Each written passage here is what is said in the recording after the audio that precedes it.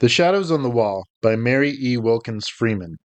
Henry had words with Edward in his study the night before Edward died, said Caroline Glynn. She spoke not with acrimony, but with grave severity. Rebecca Ann Glynn gasped by way of assent. She sat in a wide flounce of black silk in the corner of the sofa, and rolled terrified eyes from her sister Caroline to her sister, Mrs. Stephen Brigham, who had been Emma Claren, the only beauty of the family. The latter was beautiful still, with a large, splendid, full-blown beauty. She filled a great rocking-chair with her superb bulk of femininity, and swayed gently back and forth, her black silks whispering and her black frills fluttering. Even the shock of death, for her brother Edward lay dead in the house, could not disturb her outward severity of demeanor.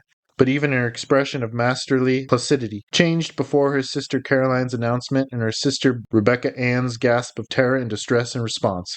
I think Henry might have controlled his anger when poor Edward was so near his end, she said with an asperity which disturbed slightly the roseate curves of her beautiful mouth. Of course he did not know, murmured Rebecca Ann in a faint tone. Of course he did not know it, said Caroline quickly. She turned on her sister with a strange, sharp look of suspicion. Then she shrank as if from the other's possible answer. Rebecca gasped again. The married sister, Mrs. Emma Brigham, was now sitting up straight in her chair. She had ceased rocking, and she was eyeing them both intensely with a sudden accentuation of family likeness in her face. "What do you mean?" said she impatiently to them both. Then she, too, seemed to shrink before a possible answer. She even laughed an evasive sort of laugh. "Nobody means anything," said Caroline firmly. She rose and crossed the room toward the door with grim decisiveness. "Where are you going?" asked Mrs. Brigham. "I have something to see in," replied Caroline, and the others at once knew by her tone that she had some solemn and sad duty to perform in the chamber of death. "Oh," said Mrs. Brigham. After the door had closed behind Caroline, she turned to Rebecca. "Did Henry have many words with him?" she asked. "They were talking very loud," replied Rebecca evasively. Mrs. Brigham looked at her. She had not resumed rocking. She still sat up straight, with a slight knitting of intensity in her fair forehead, between the pretty rippling curves of her auburn hair. "Did you ever hear anything?" she asked in a low voice, with a glance toward the door. "I was just across the hall in the south parlor, and that door was open and this door ajar," replied Rebecca with a slight flush. "Then you must have—" "I couldn't help it." "Everything?" "Most of it." "What was it?" "The old story. I suppose Henry was mad, as he always was, because Edward was living on here for nothing, when he had wasted all the money father left him." Rebecca nodded, with a fearful glance at the door.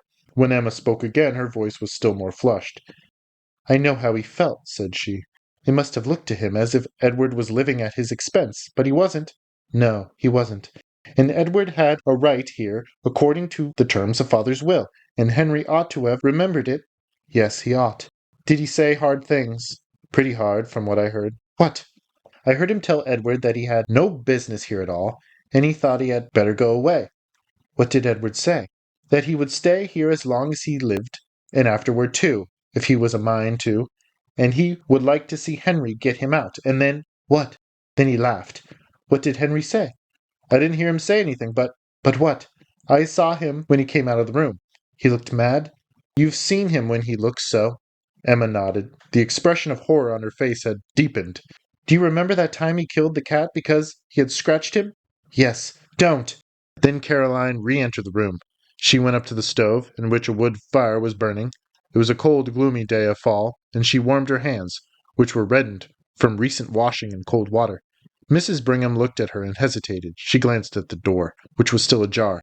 It did not easily shut, being still swollen with the damp weather of the summer. She rose and pushed it together with a sharp thud, which jarred the house. Rebecca started painfully with a half-exclamation. Caroline looked at her disapprovingly. "It is time you controlled your nerves, Rebecca," she said. Mrs. Brigham, returning from the closed door, said imperiously that it ought to be fixed. It shut so hard. "It will shrink enough after we have had the fire a few days," replied Caroline. "I think Henry ought to be ashamed of himself for talking as he did to Edward," said Mrs. Brigham abruptly, but in an almost inaudible voice. "Hush!" said Caroline, with a glance of actual fear at the closed door. "Nobody can hear with the door shut. I say again, I think Henry ought to be ashamed of himself. I shouldn't think he'd ever get over it, having words with poor Edward the very night before he died. Edward was enough sight better dispositioned than Henry, with all his faults. I never heard him speak a cross word, unless he spoke cross to Henry that last night. I don't know, but he did from what Rebecca overheard." not so much cross as sort of soft and sweet and aggravating, sniffed Rebecca. What do you really think ailed Edward? Asked Emma in hardly more than a whisper. She did not look at her sister. I know you said that he had terrible pains in his stomach and had spasms, but what do you think made him have them? Henry called it gastric trouble. You know Edward has always had dyspepsia. Mrs. Brigham hesitated a moment. Was there any talk of an examination? Said she. Then Caroline turned on her fiercely. No, said she in a terrible voice. No. The three sisters' souls seemed to meet on one common ground of terrified understanding through their eyes. The old-fashioned latch on the door was heard to rattle, and a push from without made the door shake ineffectually. It's Henry, Rebecca sighed rather than whispered. Mrs. Brigham settled herself, after a noiseless rush across the floor, into her rocking-chair again, and was swaying back and forth with her head comfortably leaning back, when the door at last yielded and Henry Glynn entered. He cast a covertly sharp, comprehensive glance at Mrs. Brigham, with her elaborate calm, at Rebecca quietly huddled in the corner of the sofa, with her handkerchief to her face, and only one small, uncovered, reddened ear, as attentive as a dog's, and at Caroline sitting with a strained composure in her armchair by the stove. She met his eyes quite firmly with a look of inscrutable fear, and defiance of the fear and of him. Henry Glynn looked more like the sister than the others. Both had the same hard delicacy of form and aquilinity of feature. They comforted each other with the pitiless immovability of two statues in whose marble lineaments emotions were fixed for all eternity. Then Henry Glynn smiled, and the smile transformed his face. He looked suddenly years younger, and an almost boyish recklessness appeared on his face. He flung himself into a chair with a gesture which was bewildering from its incongruity with his general appearance. He leaned his head back, flung one leg over the other, and looked laughingly at Mrs. Brigham. I declare, Emma, you grow younger every year, he said. She flushed a little, and her placid mouth widened at the corners. She was susceptible to praise. Our thoughts today ought to belong to the one of us who will never grow older, said Caroline in a hard voice. Henry looked at her, still smiling. Of course, we none of us forget that, said he, in a deep, gentle voice. But we have to speak to the living, Caroline, and I have not seen Emma for a long time, and the living are as dear as the dead. Not to me, said Caroline. She rose and went abruptly out of the room again. Rebecca also rose and hurried after her, sobbing loudly. Henry looked slowly after her. Caroline is completely unstrung, said he. Mrs. Brigham rocked. A confidence in him inspired by his manner was stealing over her. Out of that confidence she spoke quite easily and naturally. His death was very sudden, said she. Henry's eyelids quivered slightly, but his gaze was unswerving. Yes, said he. It was very sudden. He was sick only a few hours. What did you call it? Gastric. You did not think of an examination? There was no need. I am perfectly certain as to the cause of his death. Suddenly Mrs. Brigham felt a creep as of some live horror over her very soul. Her flesh prickled with cold before an inflection of his voice. She rose, tottering on weak knees. Where are you going? Said Henry in a strange, breathless voice. Mrs. Brigham said something incoherent about some sewing which she had to do, some black for the funeral, and was out of the room. She went up to the front chamber which she occupied. Caroline was there. She went close to her and took her hands, and the two sisters looked at each other. Don't speak, don't. I won't have it, said Caroline finally in an awful whisper. I won't, replied Emma. That afternoon the three sisters were in the study. Mrs. Brigham was hemming some black material. At last she laid her work on her lap. It's no use. I cannot see to sew another stitch until we have a light, said she. Caroline, who was writing some letters at the table, turned to Rebecca in her usual place on the sofa. Rebecca, you had better get a lamp, she said. Rebecca started up. Even in the dusk her face showed her agitation. It doesn't seem to me that we need a tamp quite yet, she said in a piteous, pleading voice, like a child's. Yes, we do, replied Mrs. Brigham preemptively. I can't see to sew another stitch. Rebecca rose and left the room. Presently she entered with a lamp. She set it on the table, an old-fashioned card table, which was placed against the opposite wall from the window. That opposite wall was taken up with 3 doors. The one small space was occupied by the table. What have you put that lamp over there for? Asked Mrs. Brigham, with more of impatience than her voice usually revealed. Why didn't you set it in the hall, and have done with it? Neither Caroline nor I can see it is on the table. I thought perhaps you would move, replied Rebecca hoarsely. If I do move, we could both sit at the table. Caroline has her paper all spread around. Why don't you set the lamp on the study table in the middle of the room? Then we can both see. Rebecca hesitated. Her face was very pale. She looked with an appeal that was fairly agonizing at her sister Caroline. "Why don't you put the lamp on this table, as she says?" asked Caroline almost fiercely. "Why do you act so, Rebecca?" Rebecca took the lamp and set it on the table in the middle of the room without another word. Then she seated herself on the sofa and placed her hand over her eyes as if to shade them, and remained so. "Does the light hurt your eyes? And is that the reason why you don't want the lamp?" asked Mrs. Brigham kindly. "I always like to sit in the dark," replied Rebecca chokingly. Then she snatched her handkerchief hastily from her pocket and began to weep. Caroline continued to write, Mrs. Brigham to sew. Suddenly, Mrs. Brigham, as she sewed, glanced at the opposite wall. The glance became a steady stare. She looked intently, her work suspended in her hands. Then she looked away again and took a few more stitches. Then she looked again and again, turned to her task. At last she had her work in her lap and stared concentratedly.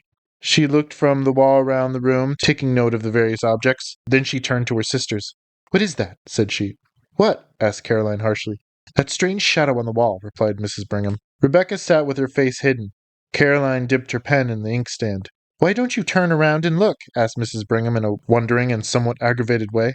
"I am in a hurry to finish this letter," replied Caroline shortly. Mrs. Brigham rose, her work slipping to the floor, and began walking round the room, moving various articles of furniture, with her eyes on the shadow. Then suddenly she shrieked out, "Look at the awful shadow! What is it? Caroline, look! Look! Rebecca, look! What is it?" All Mrs. Brigham's triumphant placidity was gone. Her handsome face was livid with horror. She stood stiffly pointing at the shadow. Then, after a stuttering glance at the wall, Rebecca burst out in a wild wail. "Oh, Caroline, there it is again! There it is again! Caroline Glynn, you look!" said Mrs. Brigham. "Look! What is that dreadful shadow?" Caroline rose, turned, and stood confronting the wall. "How should I know?" she said. "It has been there every night since he died," cried Rebecca. "Every night?" "Yes. He died Thursday, and this is Saturday. That makes 3 nights," said Caroline rigidly. She stood as if holding her calm with a vice of concentrated will. It looks like, stammered Mrs. Brigham in a tone of intense horror. "I know what it looks like well enough," said Carol. "I've got eyes in my head." "It looks like Edward," burst out Rebecca in a sort of frenzy of fear. "Only—" "Yes, it does," assented Mrs. Brigham, whose horror-stricken face matched her sister's. "Only— Oh, it is awful. What is it, Caroline?" "I ask you again, how should I know?" replied Caroline.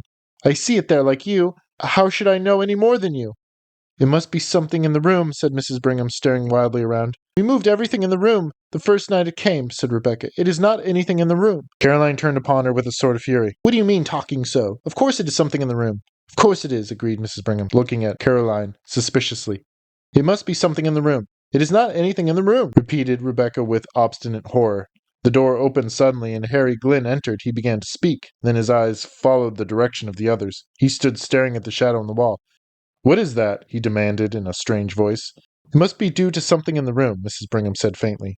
Henry Glynn stood and stared a moment longer. His face showed a gamut of emotions: horror, conviction, then furious incredulity.